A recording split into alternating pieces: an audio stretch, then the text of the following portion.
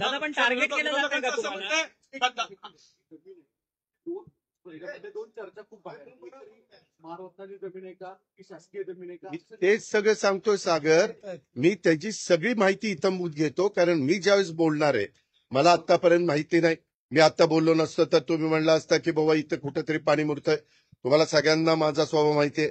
मी कधीही चुकीच्या कामाचं समर्थन केलं नाही. जर चूक झाली तर मी कबूल करतो, ही माझ्याकडनं चूक झाली, मी ती दुरुस्त करतो. परंतु ह्याच्यात माझा दुरान्वय पण संबंध नाही. मी कुणाशी चर्चाही केलेली नाही.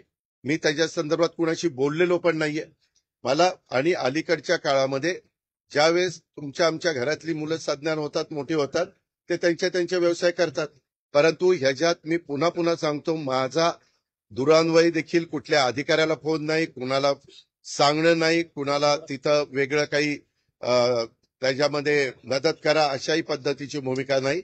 मी अतिशय संविधानाला मानणारा, घटनेला मानणारा, कायद्याने चालणारा आणि इतरांनी पण कायद्याने चालावं ह्याबद्दल कटाक्षाने प्रयत्न करणारा, कायद्याच्या चौकटीमध्ये राहून माझ्या काही सगळ्यांना समजून सांगणारा असा कार्यकर्ता आहे.